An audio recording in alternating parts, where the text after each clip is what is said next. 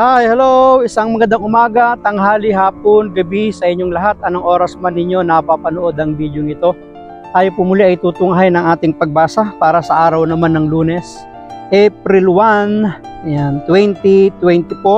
Hahanguin natin sa mabuting balita sa Ebanghelyo na ni San Mateo, kabanatang 28, mga talatang 8 hanggang 15. Noong panahong iyon, dali-daling umalis ang mga babae ng libingan, pinagharian sila ng magkahalong takot at galak, at patakbong nagpunta sa mga alagad upang ibalita ang nangyari.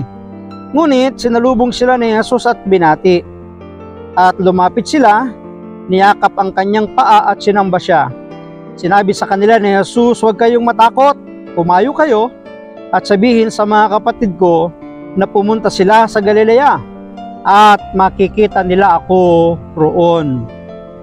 Pagkaalis ng mga babae, pumunta naman sa lungsod ang ilan sa mga kawal na nagbabantay sa libingan at ibinalita sa mga punong saserdote ang lahat ng nangyari.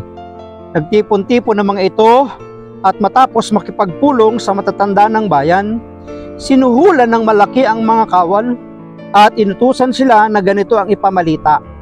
"Samantalang natutulog kami kagabi, naparito ang kanyang mga alagad at ninakaw ang bangkay. Sinabi pa nila, huwag kayong mag-alala. Makarating man ito sa gobernador, kami ang bahala." Tinanggap ng mga bantay ang salapi at ginawa ang bilin sa kanila. Hanggang ngayon, ito pa rin ang sabi-sabi ng mga Hudyo. Pagpalain ng Diyos ang pagkabasa ng kanyang mabuting balita.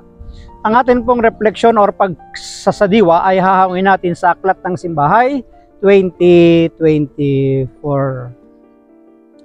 Dali-daling umalis ang mga babae ng libingan, pinagharian sila ng magkahalong takot at galak. Bakit sila nagmadaling umalis? Sapagkat ng kanilang datnan ay naigulong na ang bato at may nagsabing wala roon ang hinahanap nilang si Jesus sapagkat siya'y muling nabuhay. Maaari bang magsama ang takot at galak? Opo, sabi rito, kung aalalahanin natin, minsan baka tinanong ka kung kumusta ang trabaho mo. Minsan may isasagot mo, masarap na, mahirap. O, di ba? Meron naman ganun, di ba?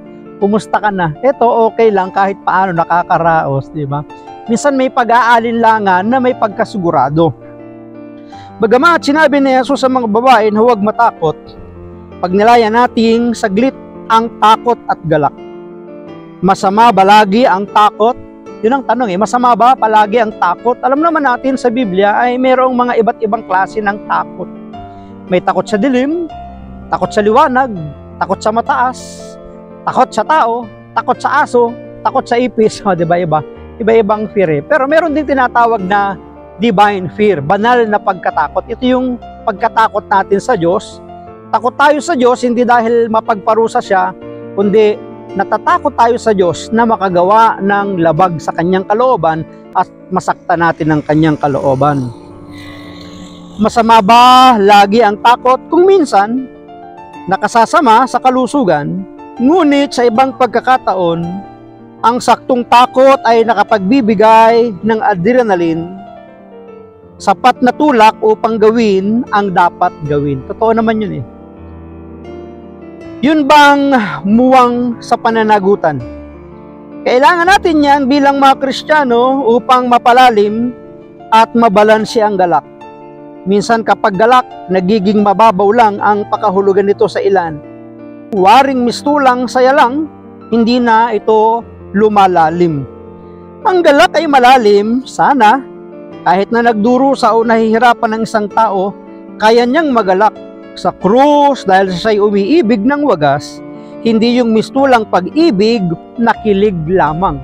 Kagaya ng ating Panginoong Yesus, ang kanyang pag-ibig ay wagas, sapagkat meron siyang kagalakan na tuparin, matupad sa kanya yung kamatayang kanyang pagdaraanan. Sapagkat alam naman natin na nakikita ng ating Panginoong Yesus yung kanyang muling pagkabuhay. Sana yun ang magtulak sa atin upang magkaroon ng wagas na kagalakan na lilisan man tayo sa mundong ito, tayo ay muling mabubuhay kasama ng ating Panginoon. Maraming salamat at pagpalain tayo palagi ng ating Panginoon. Ang palagi ko lamang sambit, I love you with the love of the Lord. Bye-bye and bye-bye.